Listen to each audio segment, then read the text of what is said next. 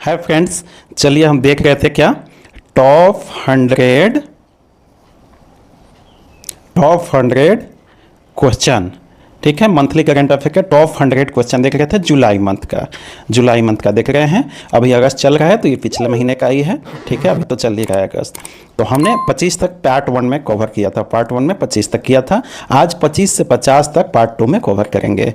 तो यदि आपने पिछला वीडियो नहीं देखा है तो लिंक नीचे डिस्क्रिप्शन में आपको मिल जाएगा पार्ट 1 का, आप उसे जाकर जरूर देखिएगा। तो 25 तक हमने कर लिया था। चलिए अब देखते हैं आज 26 क्वेश्चन नंबर से। देखिए, आपको ये हम इसलिए इस तरह से करा रहे हैं क्विज के रूप में, ताकि आपको ये भी पता चलता रहे कि किस तरह से क्वेश्चन एग्जाम में करंट अफेयर से आते हैं, और बाकी स्पष्टीकरण में आपका पूरा क्लियर हो ही जा रहा है। तो देखिए, क्वेश्चन नंबर 26 क्या है। किस कंपनी ने हाल ही में झारखंड के गोड्डा में ultra super critical thermal power से बांग्लादेश के लिए भारत का पहला ट्रांसनेशनल पावर प्रोजेक्ट शुरू किया। झारखंड के गोड्डा में। ठीक है, तो जो लोग जेएसएससी वगैरह भरे होंगे तो ध्यान से आप इस चीज़ को याद कर लेंगे। झारखंड की बात है, झारखंड के गोड्डा में ultra super critical thermal power plant. Thermal plant जानते हैं आप कि थर्मल प्लांट एक्चुअली जो कोयले से होती है उससे कहा जाता है। तो ultra super critical thermal power plant से बांग्लादेश के लिए भारत का पहला है। ठीक है, भारत का पहला भी है तो इंपॉर्टेंट हो जाता है सभी के लिए, और जो झारखंड के हैं उनके लिए तो ये आप लिख के रख लीजिए कि 100% ये किसी ना किसी एग्जाम में आने वाले हैं, चाहे जैसे सीजीएल हो या और कोई हो। झारखंड के जो भी एग्जाम अगले 6 महीने में होंगे उसमें ये क्वेश्चन 100% आएगा। 100% दोस्तों, आप इसे आज ही रट लीजिए। ठीक है, तो क्या कह रहा है कि super critical thermal power plant से बांग्लादेश के लिए भारत का पहला ट्रांसनेशनल पावर प्रोजेक्ट शुरू किया है। ट्रांसनेशनल मतलब विदेशों को अपना पावर प्रोजेक्ट, विदेश को जो पावर देगा। ठीक है, तो किस कंपनी ने किया है? अडानी ग्रुप ने किया है, याद रखिएगा। ऐसे रिलायंस भी है पावर के मामले में, ये भी टाटा ग्रुप भी है, अडानी ग्रुप भी है। तो अडानी ग्रुप ने एलएनटी जो है, लार्सन एंड टुब्रो, इसको एलएनटी बोलते हैं, एलएनटी बोलते हैं, लार्सन एंड टुब्रो।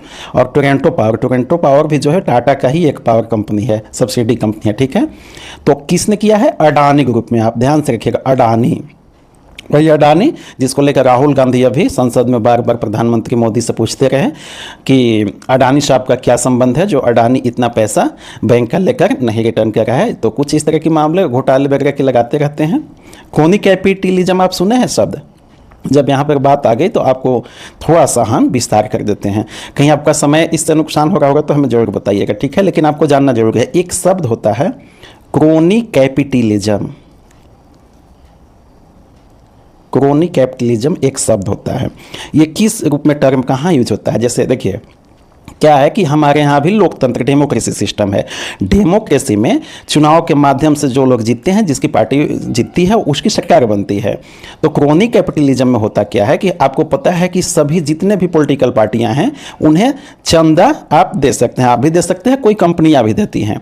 तो क्रोनी कैपिटलिज्म क्या होता है कि जिसकी सरकार होती है वो किसी कंपनी के पक्ष में काम करना शुरू कर देती है, और वो जो कंपनी है उस पार्टी को चंदे के रूप में देना शुरू कर देती है। तो एक दूसरे से मित्रता, क्रोनी मित्रता, ठीक है, मित्रता बन जाती है। इस तरह से कैपिटलिज्म का और सरकार का यदि मित्रता बन जाए तो उसी को कहते हैं क्रोनी कैपिटलिज्म। तो इसी तरह का कुछ आरोप अडानी और मोदी जी पर लगता है कि मोदी जी आप बताइए कि आपका अडानी से क्या संबंध है। राहुल गांधी हमेशा पूछते रहते हैं आपका अडानी से क्या संबंध है जो उन्होंने लाखों रुपए बैंक से लिए हैं और आप उस पर कुछ भी नहीं बोलने को तैयार हो रहे हैं। तो ये क्रोनी कैपिटलिज्म का ही उन पे आरोप एक तरह से राहुल गांधी लगा रहे हैं। जाहिर सी बात है, विपक्ष में है, उनका काम है इस तरह के आरोपों को पूछते रहना। ठीक है, हालांकि इस पर अभी कुछ भी मोदी जी जवाब नहीं दिए हैं। तो यही अडानी ग्रुप जो है झारखंड के गोड्डा में ultra super critical thermal power plant से बांग्लादेश के लिए भारत का पहला ट्रांसनेशनल पावर प्रोजेक्ट शुरू किया है। भारत का भी पहला है और झारखंड में, भारत का जो पहला है और झारखंड में है ऐसा पहला। ठीक है, तो इसलिए बहुत इंपॉर्टेंट हो जाता है, तो आप इसे जरूर याद रखिएगा। देखिए, आप ये भी रखिएगा कि गोड्डा किस जिला में है? गोड्डा में है। ठीक है, किस जिला में? गोड्डा में।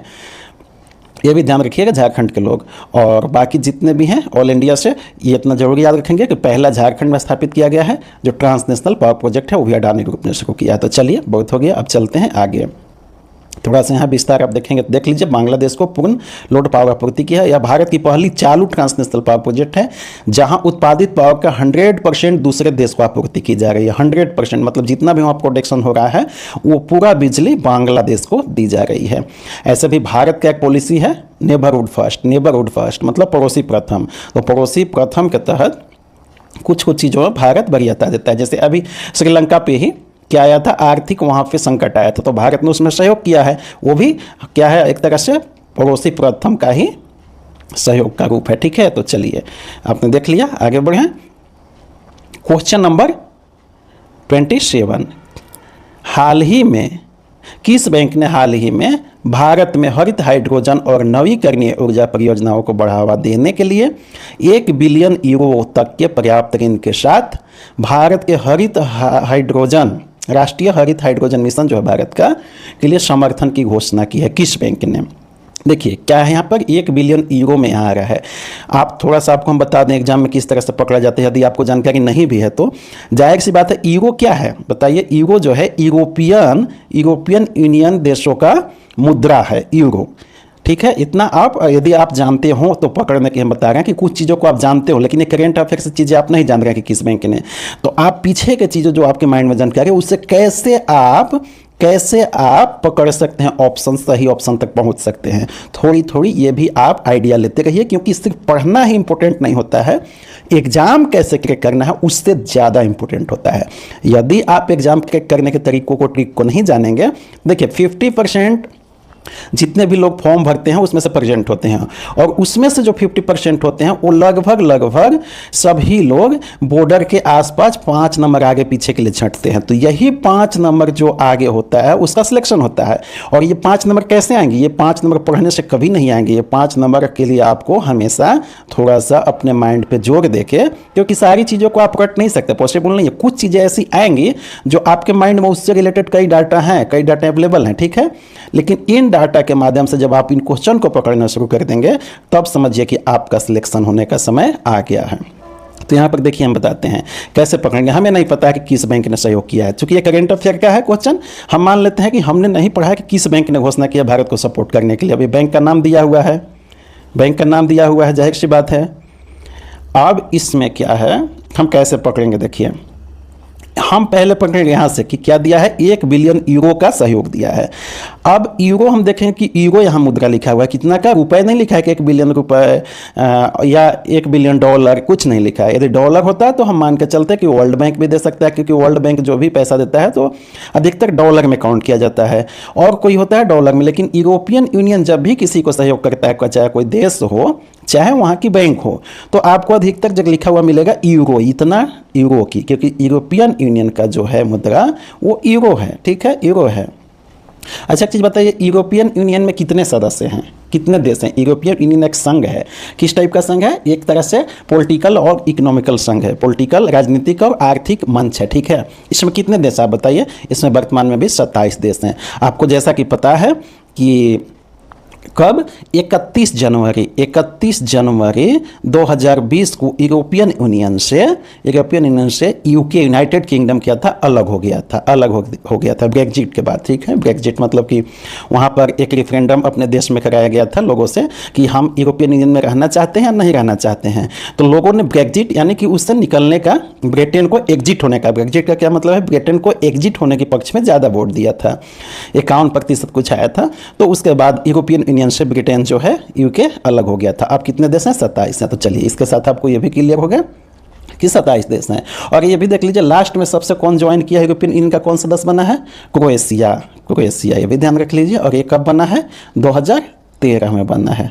तो चलिए थोड़ी सी ये भी बेसिक चीज़ें भी आपको बता दी जब बात यूरोपियन यूनियन की आ गई। तो देखिए अब हम क्या बता रहे थे, कैसे हम ऑप्शन को पकड़ेंगे।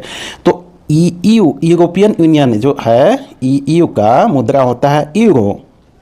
ठीक, इतना क्लियर हो गए। अब हमें नहीं पता है किस बैंक ने भारत को सपोर्ट किया है इस राष्ट्रीय हरित हाइड्रोजन मिशन के लिए। देखिए हम काट देंगे, वर्ल्ड बैंक होता तो डॉलर में देता, न्यू डेवलपमेंट बैंक होता डॉलर में देता, AII जो है इसी ने भी डॉलर में अधिक तक देता। यूरोपियन यूनियन का ही कोई बैंक है तभी यूरो में यहाँ मुद्रा दिया हुआ है। इस तरह से हम इसको पकड़ लेंगे, तो यूरोपियन इन्वेस्टमेंट बैंक। ठीक है, समझ गया कैसे पकड़ेंगे? बस ये पकड़ने का तरीका था, ज़्यादा देखने की जरूरत नहीं था। बाकी काट दीजिए, यूरोपियन इन्वेस्टमेंट बैंक इन्होंने ही दिया है चूंकि यूरो के यहाँ जिक्र आ रहा है। चलिए डिटेल आप देखना चाहेंगे देख सकते हैं पॉज करके। ठीक है,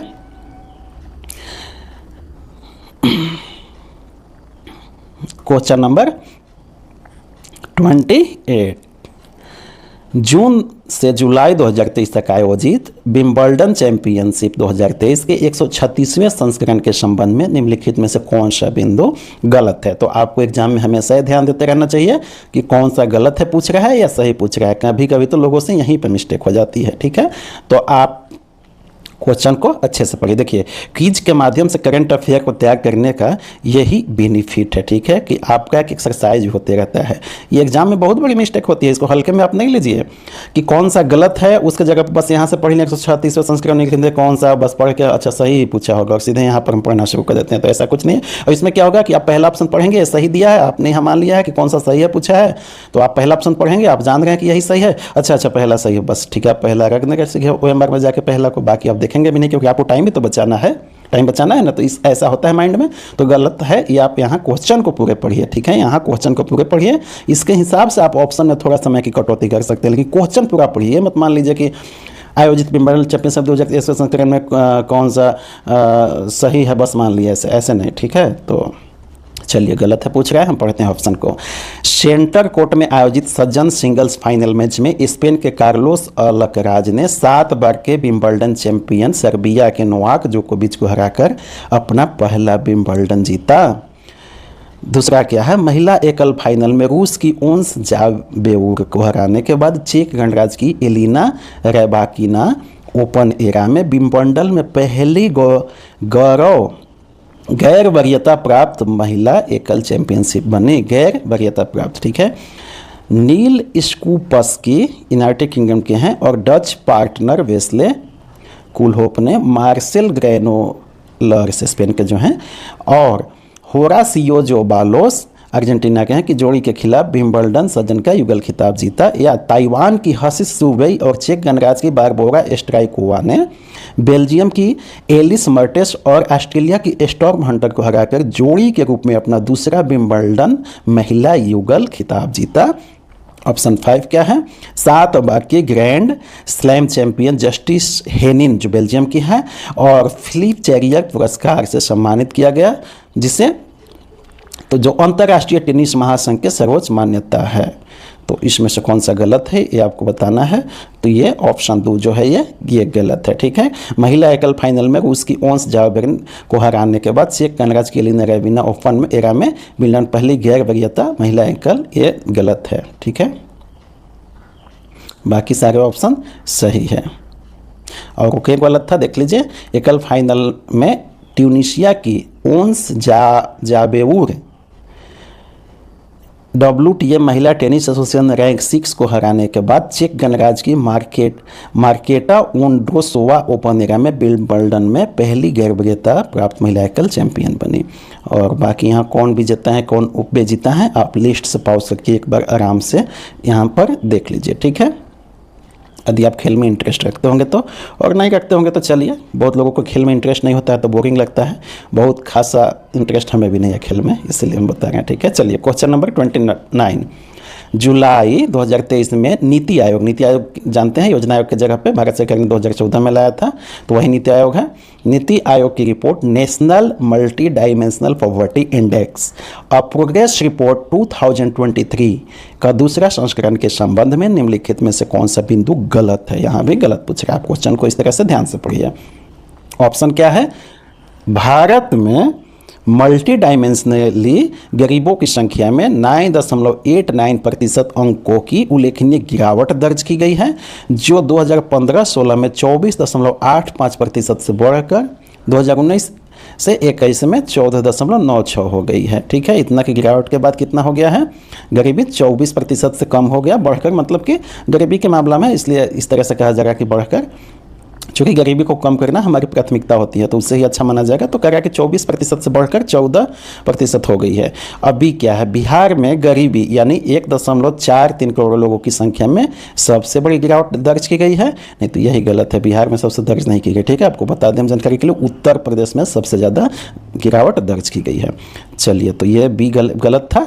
और सी क्या है, केंद्र शासित प्रदेशों के साथ दिल्ली, केरल, गोवा और तमिलनाडु में मल्टी डायमेंशनल पॉवर्टी का सामना करने वाले लोगों की संख्या सबसे कम है।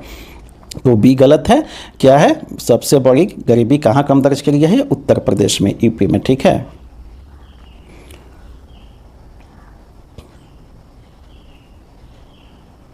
चलिए क्या है, क्वेश्चन 30, जुलाई 2023 में प्रधानमंत्री नरेंद्र मोदी की अबू धाबी, जो यूनाइटेड किंगडम यूएई का अबू धाबी है, यात्रा के संबंध में कौन सा बिंदु सही है बताना है। ठीक है, यात्रा के दौरान भारतीय रिजर्व बैंक और सेंट्रल बैंक ऑफ यूएई ने सीमा पार लेन देन के लिए स्थानीय मुद्राओं के उपयोग को बढ़ावा देने और उनके भुगतान और संदेश प्रणाली को आपस में जोड़ने के लिए सहयोग के लिए एक रूपरेखा स्थापित करने के लिए एमओयू पर हस्ताक्षर किया। कहने का मतलब कि अभी जैसे हम क्या, डॉलर में किसी देश से जब भुगतान करते हैं, सामान आयात करते हैं, तो हमें डॉलर में ही भुगतान करना होता है। यहाँ पे क्या करा, स्थानीय मुद्राओं को, यानी वहाँ पे यूएई में रुपया को, और यहाँ पे रियाल, ठीक है, रियाद को भारत में मान्यता मिलेगा इससे। तो उसके लिए क्या किया कि बैंक के प्रणाली को जोड़ना पड़ेगा, बैंक के प्रणाली को यहाँ क्या क्या, ठीक है। तो उसी के लिए क्या एमओयू पर हस्ताक्षर किया है, ये सही है या गलत है आपको बताना है, तो ये सही है। ठीक है, और बी क्या है कि भारतीय प्रौद्योगिकी संस्थान आईआईटी मद्रास ने अबू धाबी में अपना अंतर्राष्ट्रीय परिसर स्थापित करने के लिए अबू धाबी शिक्षा और ज्ञान विभाग और शिक्षा मंत्रालय भारत सरकार के साथ एमओयू पर हस्ताक्षर किया है। और सी क्या है, यूनाइटेड अरब अमीरात की अबू धाबी गैस द्रवीकरण कंपनी लिमिटेड और फ्रांस की टोटल एनर्जी से दीर्घकालिक आधार पर तरलीकृत प्राकृतिक gas LNG, liquefied natural gas इसका होता है फुल फॉर्म, आयात करने के लिए भारत के इंडियन ऑयल कॉर्पोरेशन लिमिटेड के एक प्रमुख समझौते पर हस्ताक्षर हुआ है। तो कौन सा सही है, ए एवं सी सही है, ए एवं सी क्या है, सही है। ठीक है, चलिए ओके, वो गलत था कि वो उसने आईआईटी मद्रास दिया था, तो आईआईटी दिल्ली ने वहाँ पर क्या है, अंतर्राष्ट्रीय परिसर स्थापित करने के लिए अबू धाबी शिक्षा विभाग और ज्ञान विभाग के साथ एक एमओयू पर हस्ताक्षर हुआ है, तो आईआईटी दिल्ली ने है। ठीक है, वो मद्रास दिया हुआ था इसलिए गलत है। चलिए क्वेश्चन नंबर 31 पे हम चलते हैं। जुलाई 2023 में ट्रांस पैसिफिक साझेदारी के लिए, ट्रांस पैसिफिक साझेदारी क्या है भैया, इसको बोलते हैं CPTPP। ये देखिए यहाँ पे ट्रांस पैसिफिक साझेदारी के लिए व्यापक और प्रगतिशील समझौता, ये पूरा यहाँ तक जो है इसका नाम है। तो इसमें इसी से पता चल रहा है व्यापक प्रगतिशील समझौता है आपस में, और इसमें देखिए कितने लोग हैं, 11, तो इसीलिए इसको TPP-11 भी बोला जाता है, TPP-11, इसमें 11 देश थे। ठीक है, तो अभी फिलहाल शामिल हुआ है वो अलग बात है, यूनाइटेड किंगडम को शामिल कर लिया गया है, लेकिन पहले 11 कंट्री थे इसलिए इसको TPP-11 भी बोला जाता था। ठीक है, चलिए, तो ये क्या है, ट्रेड एग्रीमेंट है। ये 11 देश जो थे, वो अभी यूनाइटेड किंगडम शामिल हो गया तो 12 देश हो गए। तो ये जितने भी 12 देश हैं इनके बीच में क्या है कि ट्रेड एग्रीमेंट है, व्यापार से संबंधित समझौते आपस में होते हैं। ठीक है, और हमने क्या देखा था, यूरोपियन यूनियन। तो यूरोपियन यूनियन क्या है, वहाँ पे पॉलिटिकल और इकोनॉमिकल दोनों तरह की ये गठबंधन है, राजनीतिक संघ भी है और आर्थिक संघ भी है, लेकिन ये सिर्फ राजनीतिक आर्थिक संघ भी ये नहीं है। ठीक है, आप यहाँ पे कन्फ्यूजन दूर कर लीजिए। आपको ऐसा लगेगा कि व्यापार है तो व्यापार मतलब तो आर्थिक संघ ही हो गया, जी नहीं। व्यापार के मामले में वहाँ पर क्या था, यूरोपियन यूनियन में पॉलिटिकल और इकोनॉमिकल मतलब आर्थिक, तो कहेंगे कि वहाँ भी आर्थिक था और यहाँ व्यापार है मतलब यहाँ भी आर्थिक है, ऐसे कन्फ्यूजन होता है। ठीक है, क्योंकि व्यापार तो अर्थ से रिलेटेड चीज़ है, पैसे से और बिजनेस। तो व्यापार जो है वो आर्थिक रूप पूर्ण नहीं होता है, क्योंकि जो यूरोपियन यूनियन है उन सभी की मुद्रा एक ही है। यूरोपियन यूनियन की सभी की मुद्रा क्या है, यूरो ही मुद्रा है। ठीक है, यूरो। लेकिन इनके बीच ऐसा नहीं है कि आर्थिक समझौता है जो ये अपना मुद्रा एक अपना लेंगे, ऐसा कुछ नहीं, बस व्यापार में थोड़ा सा कंसेशन मिलेगा इनको। हो सकता है कि टैक्स कम लगाएं, टैक्स और जो व्यापार करने पे लिमिट होती है कि इतना ही आप एक्सपोर्ट कर सकते हो, तो लिमिट हटाया जाए, तो इस तरह की चीज़ें सिर्फ कहेगी, ठीक है। तो आर्थिक और व्यापारिक समझौते में अंतर होता है। तो आप क्लियर हो गए कि ट्रांस पैसिफिक साझेदारी के लिए व्यापक प्रगतिशील समझौता जो है एक व्यापारिक समझौता है, और यह यूनाइटेड किंगडम शामिल हो गया है इसमें। अब कितने हो गए हैं टोटल? 12 कंट्री इसमें हो गए हैं, ठीक है। वो 12 कंट्री कौन कौन है? यूके को शामिल करने के साथ Australia, Brunei, Canada, Chile, Japan, Malaysia, Mexico, New Zealand, Peru, Singapore और वियतनाम, ठीक है। 15 ट्रिलियन या वैश्विक का 15% GDP ये अब कवर करते हैं, 12 ट्रिलियन पाउंड हो जाएगा, ठीक है। चलिए क्वेश्चन नंबर 32 देखते हैं। 32 में क्या है? जुलाई 2023 में किस राज्य के पूर्व मुख्यमंत्री करोट्टू वल्लाकालिल ओमन चांडी का निधन हो गया? तो ये केरल के थे, इनका निधन हो गया, ठीक है। 79 वर्ष की अवस्था में इनका निधन हो गया। चलिए आगे देखते हैं क्वेश्चन नंबर 33। जुलाई 2023 में जारी राज्यों और केंद्र शासित प्रदेशों यूटी के लिए national institute for transforming India NITI Aayog की निर्यात तैयारी सूचकांक, नीति आयोग क्या है? ये एक सूचकांक है ये भी, के अनुसार किस राज्य ने 80.89 समग्र स्कोर के साथ सूचकांक में शीर्ष हासिल किया है? किसमें? निर्यात तैयारी सूचकांक में। तो किसने? तमिलनाडु ने। किसने किया है? तमिलनाडु ने। देखिए यहाँ पर क्या है, national institute for transforming India की रिपोर्ट के तीसरे संस्करण है ये। राज्यों और केंद्र शासित प्रदेशों की लिए निर्यात तैयारी सूचकांक जो है में तमिलनाडु समग्र स्कोर में शीर्ष स्थान प्राप्त किया। इसके बाद महाराष्ट्र है दूसरे स्थान पर, तीसरे स्थान पर कर्नाटक है, और इसके बाद में गुजरात है, ठीक है। चलिए तो आप प्रथम याद रखेंगे और सेकेंड भी याद रखेंगे, महाराष्ट्र है। प्रथम कौन सा है? तमिलनाडु। अब क्वेश्चन नंबर 34। जुलाई 2023 में RBI के आर्थिक अनुसंधान विभाग द्वारा प्रकाशित लेख India as the rate of 100, ये RBI का है, ठीक है, के अनुसार भारत को 2047-48 तक एक विकसित राष्ट्र बनाने के लिए या बनने के लिए अगले 25 वर्षों में कितना प्रतिशत की औसत वार्षिक सकल घरेलू उत्पाद वृद्धि प्राप्त करने की आवश्यकता है? कहने का मतलब कि भारत के यदि 2047 तक विकसित राष्ट्र में शामिल होना है, अभी भारत क्या है? विकासशील राष्ट्र है, ठीक है, विकासशील राष्ट्र है। यदि विकसित राष्ट्र में शामिल होना है तो प्रत्येक वर्ष औसत 7.6% के GDP यानी ग्रोस डोमेस्टिक प्रोडक्ट के रेट से विकास करना पड़ेगा, ठीक है। GDP का मतलब क्या हुआ कि जितना हमारे यहाँ प्रोडक्शन हो रहा है, जो भी वस्तुएं सामान, वो जितने भी काउंट होते हैं वो GDP में होते हैं। मतलब हर साल कितना आपका आर्थिक विकास हो रहा है वो GDP है, ग्रोस डोमेस्टिक प्रोडक्ट। चलिए क्वेश्चन नंबर 35। उस राज्य सरकार का नाम बताइए जिसने भारत की पहली निजी सैटेलाइट नेटवर्क पोर्टल साइट स्थापित करने के लिए वन वेब के साथ MOU पर हस्ताक्षर किया है, ठीक है।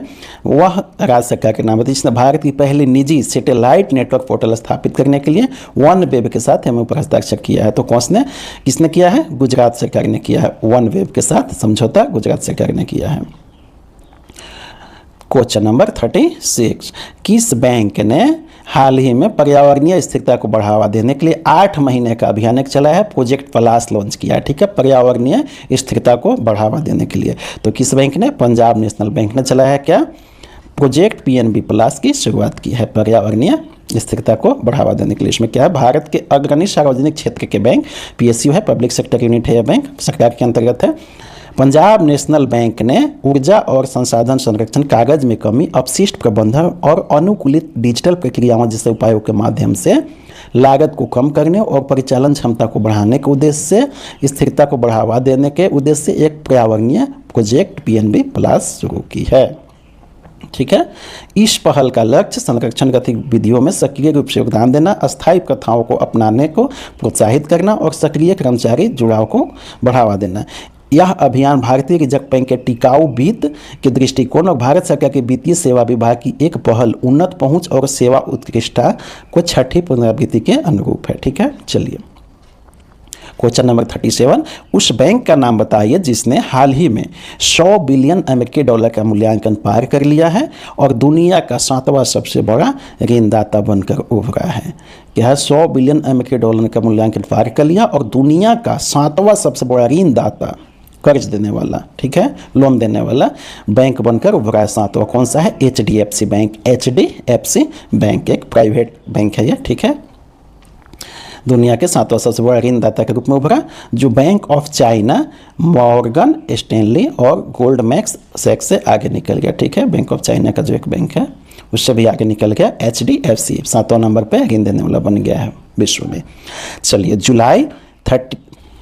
चलिए क्वेश्चन नंबर 38 है। जुलाई 2023 में केंद्र सरकार ने प्रतिस्पर्धा अधिनियम 2023 का एक प्रमुख प्रावधान लागू किया, जो भारतीय प्रतिस्पर्धा आयोग में महानिदेशक की नियुक्ति की शक्ति किस मंत्रालय को देता है? बताइए। कॉर्पोरेट मामलों के मंत्रालय के। देखिए ये CII क्या है? ये भारतीय प्रतिस्पर्धा आयोग क्या है? ये non government non profit industry led ये क्या है? ऑर्गेनाइजेशन है।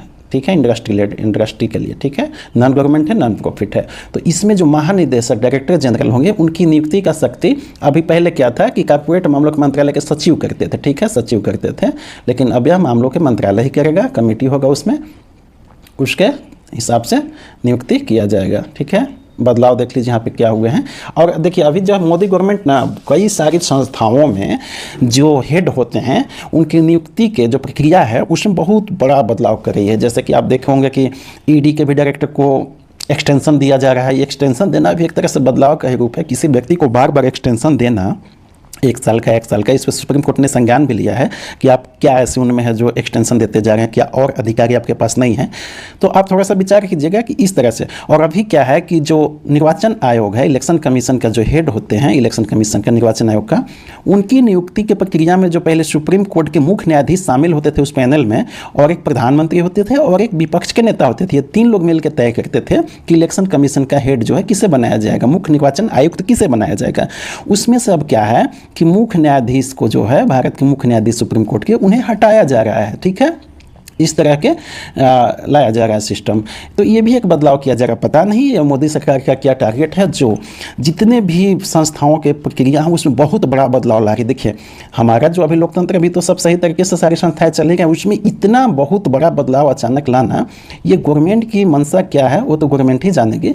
लेकिन थोड़ा ये आप विचार कर सकते हैं कि जो मोदी सरकार है अपने हिसाब से क्या चलाना चाह रही है हर संस्थाओं को। क्या सभी संस्थाओं की स्वायत्तता खत्म करते जा रही है? RTI को भी इन्होंने देखिए किस तरह से कमज़ोर किया है, उसके भी हेड को नियुक्ति का। देखिए जब किसी को नियुक्त करेगी गवर्नमेंट ही खुद, तो क्या गवर्नमेंट के खिलाफ वह अधिकारी अपना कभी स्टेप लेने के लिए सोचेगा? ऐसा नहीं ना होगा। तो इसीलिए आप विचार कीजिएगा।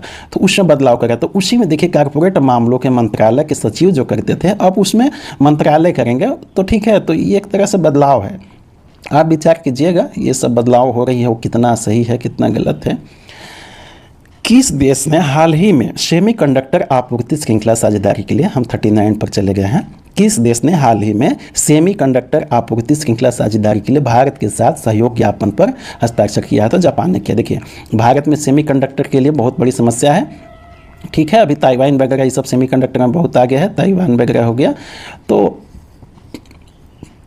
ये ताइवान एक ये सब मुद्दा बन जाता है चीन के मामले में। चीन कहता है कि ताइवान हमारा ही है, तो इसलिए हमें सेमीकंडक्टर के लिए और देशों के साथ भी अपने MOU वगैरह करते रहने पड़ेंगे अभी कंटिन्यू, क्योंकि आज मोबाइल और इलेक्ट्रॉनिक के ज़माने में सेमीकंडक्टर बहुत बड़ा रोल अदा करते हैं। जितने भी चिप वगैरह हैं सब सेमीकंडक्टर के ही होते हैं, आप जानते हैं। तो इसीलिए जापान से MOU पर हस्ताक्षर किया गया है आपूर्ति के लिए। ठीक है, चलिए आप याद रखिएगा। क्वेश्चन नंबर 40, जुलाई 2023 में पशुपालन और डेयरी विभाग ने पशुपालन क्षेत्र के लिए पशुपालन और संरचना विकास निधि के तहत पहली क्रेडिट गारंटी योजना शुरू की। योजना के संचालन के लिए पशुपालन और डेयरी विभाग जो है ने कितने करोड़ रुपए का एक क्रेडिट गारंटी फंड स्थापित किया है, जो पात्र क्रेडिट संस्थानों द्वारा MSME, micro small and medium enterprises जो होते हैं MSME। ठीक है, MSME का क्राइटेरिया क्या है बदला गया है बाद में, पहले कुछ अलग था, MSME किसको कहा जाएगा बाद में उसे चेंज किया गया है। बताइएगा उसे, अगर नहीं पता है आप उसे सर्च कीजिएगा। ठीक है, आप उसे सर्च कीजिएगा जरूर। ठीक है, चलिए क्रेडिट सुविधाओं के लिए 25% तक की क्रेडिट गारंटी कवरेज प्रदान करेगा। कितना? 750 करोड़ की। ठीक है, क्या है? रुपए का क्रेडिट गारंटी फंड का। ये जो क्रेडिट गारंटी जानते हैं क्या होता है? यहाँ पे क्रेडिट गारंटी आप थोड़ा सा क्लियर कर लीजिए। क्रेडिट गारंटी का मतलब होता है कि आप उस चीज़ में अवसंरचना में, खास करके अवसंरचना यानी इंफ्रास्ट्रक्चर वगैरह के विकास के लिए क्रेडिट गारंटी फंड दिया जाता है। तो एक तरह से लोन हो गया। तो जैसे आपको लोन बैंक से दे दिया गया 5 लाख रुपए, अब आप लोन ले के इसको हो सकता है कि साल भर रखे भी रह जाएंगे, हो सकता है आप लोन लिए कुछ काम के लिए, नहीं नहीं अभी नहीं करेंगे, आप 1 साल बाद करेंगे, 6 महीने बाद करेंगे। लेकिन क्रेडिट गारंटी में ऐसा नहीं होता है। क्रेडिट गारंटी का मतलब है कि जिस इंफ्रास्ट्रक्चर के लिए पैसा दिया जा रहा है वो आपको स्टेप बाय स्टेप दिया जाएगा। जैसे होम लोन में भी उसी तरह का कुछ होता है। मतलब आपने यदि 10% उस अवसंरचना को तैयार कर लिया तो दूसरी किस्त दी जाएगी, फिर आपने तैयार कर लिया तो तीसरी किस्त दी जाएगी। इस तरह से आपको दिया जाएगा जैसे जैसे आप विकास करेंगे। तो उससे क्या बॉन्ड होता है कि आप अपने जिसके लिए लोन लिए हैं उसको आप समय पे करते हैं, ठीक है। और एक ही बार पैसा दे दिया जाएगा तो डिले भी हो सकता है। तो वही क्रेडिट गारंटी दिया जाएगा पशुपालन और संरचना निधि विकास के लिए। तो कितना करोड़ का? 750 करोड़ का। देखिए थोड़ा सा यहाँ पर हम बेसिक भी आपको बताते जा रहे हैं, तो हो सकता है कि थोड़ा ज़्यादा टाइम लग जाए। यदि आप चाहेंगे कि इतना बेसिक में हम ना जाएँ, आपकी बेसिक पूरा कंप्लीट है, क्लियर है, और करंट अफेयर में क्या घटनाएं घट रही हैं वो बताइए, तो इसको हम पढ़ते चले जाएंगे। उसमें क्या हमें है, वो तो हमें आसान है बिल्कुल, बस इसे पढ़ते जाना है जो भी है। तो हम ऐसा कर सकते हैं। लेकिन हमें पता है कि बहुत सारे ऐसे होते हैं जो बेसिक, जिनको जानकारी इसी में हो जाती है। और देखिए करेंट अफेयर के साथ जो बेसिक हम आपको बताएंगे वो आपको बेसिक ज़्यादा क्लियर हो जाता है वहाँ पे, ठीक है। टॉपिक में एक फाउंडेशन होता है कि उसी में पढ़ाना है जब उसका हम टॉपिक पढ़ा रहे हैं। तो लेकिन यहाँ पे हम थोड़ा सा अलग तरीके से उसे अपने जरूरत के हिसाब से बेसिक को हम लोग जिक्र करते हैं, तो क्लियर हो जाता है। चलिए क्वेश्चन नंबर 41 देखते हैं। जुलाई 2023 में किस देश ने Asia Pacific group on money laundering का पर्यवेक्षक दर्जा प्राप्त करने वाला पहला अरब देश बन गया है? अरब देशों में सबसे पहला कौन बन गया? संयुक्त अरब अमीरात बन गया है। किसमें? Asia Pacific group on money laundering. Money laundering आप समझ रहे हैं, एक तरह से यह पैसे के दुरुपयोग, जैसे कि आतंकवाद वगैरह ये सब के लिए ना हो पाए उसे बचाने के लिए किया जाता है। तो ये किसमें? संयुक्त अरब अमीरात पहला ऐसा अरब देश है जो इसमें शामिल हुआ है, ठीक है। इतना ही आपको जानकारी काफ़ी है। 42 क्या है? उस संगठन का नाम बताइए जिसने हाल ही में पर्यावरण, सामाजिक और शासन श्रेणी के तहत 6 नई रणनीतियाँ पेश की है। तो कौन सा? भारतीय प्रतिभूति एवं विनिमय बोर्ड, सेबी, ठीक है। सेबी ने पर्यावरण, सामाजिक और शासन श्रेणी के तहत 6 नई रणनीतियाँ अपनाई है, ठीक है, सेबी ने। आप इसको बस इतना ही ध्यान रखिए। क्वेश्चन नंबर 43, जुलाई 2023 में आयोजित वैश्विक खाद्य नियामक शिखर सम्मेलन 2023 के संबंध में निम्नलिखित में से कौन सा से बिंदु सही है अथवा है? पहला क्या? भारत ने पहली बार गुजरात के गांधीनगर में वैश्विक खाद्य नियामक शिखर सम्मेलन 2023 की मेजबानी की, जिसका आयोजक भारतीय खाद्य निगम द्वारा किया गया। तो नहीं, थोड़ा सा यहीं पर गलत है, गुजरात में नहीं किया गया है, दिल्ली में किया गया है, ठीक है। तो यही ऑप्शन गलत होगा, ठीक है। केंद्रीय मंत्री मनसुख मंडाविया ने शिखर सम्मेलन में जारी खाद्य श्रेणीवार मोनोग्राफ का एक संग्रह फूड ओ कोफिया लॉन्च किया। सी क्या है? आम नियामक मत संग्रह, राष्ट्रों के लिए सुरक्षित भोजन, वैश्विक खाद्य नियामक प्राधिकरण हैंडबुक को शिखर सम्मेलन में लॉन्च किया। तो कौन सा सही है? बी एवं सी सही है, बी एवं सी ये गलत है। मैंने बताया था क्यों गलत है, देख लीजिए कहाँ किया गया है, नई दिल्ली में किया गया, वहाँ पे गुजरात दिया हुआ था, ठीक है, इसलिए यह ऑप्शन गलत था। चलिए आगे बढ़ते हैं।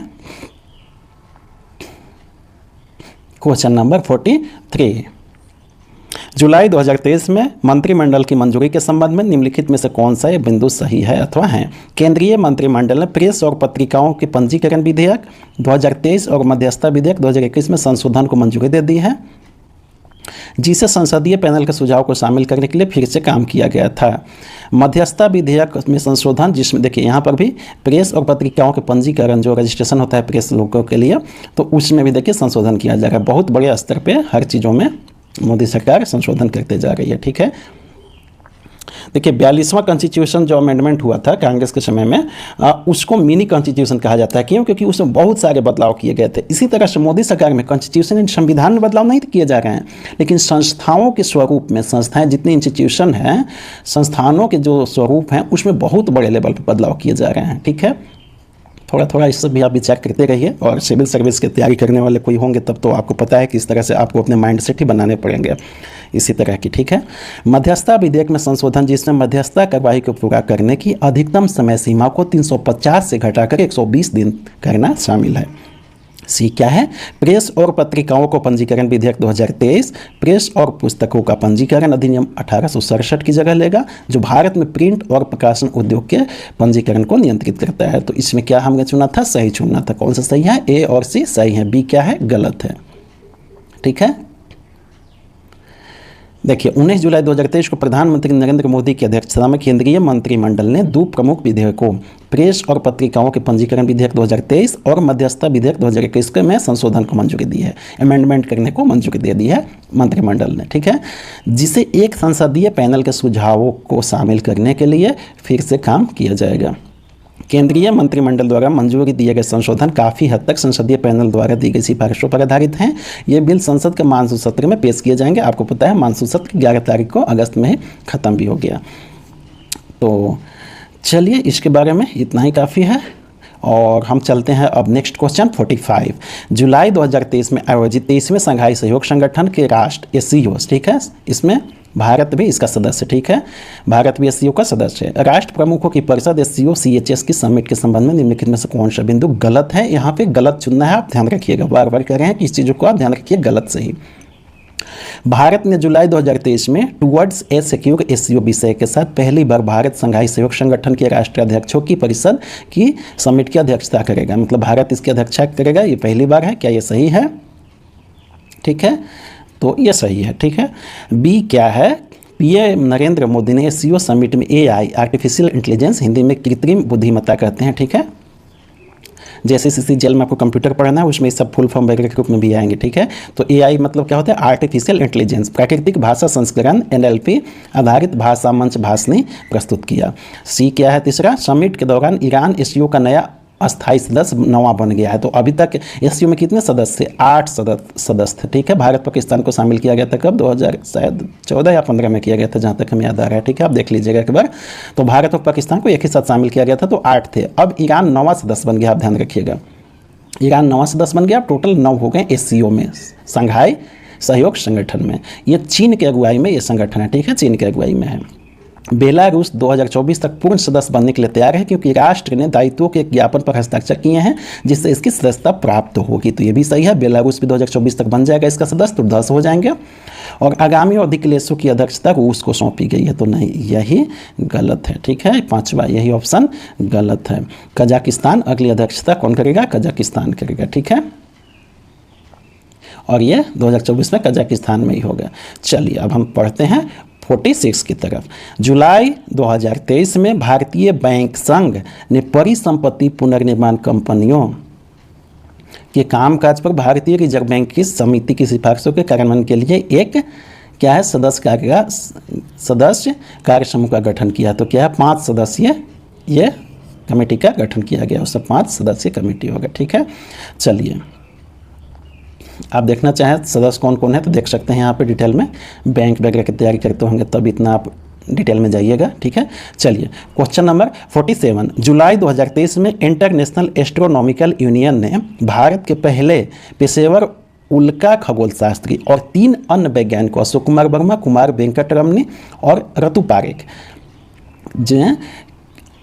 के नाम पर लघु ग्रह का नाम रखा गया है। तो किसके? अश्विन शेखर के नाम पर लघु ग्रह का नाम रखा गया है, ठीक है। इंटरनेशनल एस्ट्रोनॉमिकल यूनियन ने भारत के पहले पेशेवर उल्का खगोल शास्त्री, ठीक है, अश्विन शेखर के नाम पर क्या है? एक लघु ग्रह का नाम रखा गया है, ठीक है। इंटरनेशनल एस्ट्रोनॉमिकल यूनियन ने अपने working group small bodies nomenclature मतलब जिसमें नाम वगैरह के माध्यम से 4 भारतीयों के नाम पर लघु ग्रह का नाम रखा, जिसमें भारत के प्रमुख उल्का खगोल शास्त्री अश्विन शेखर हैं, ठीक है, उसमें एक भारत के भी शामिल हैं।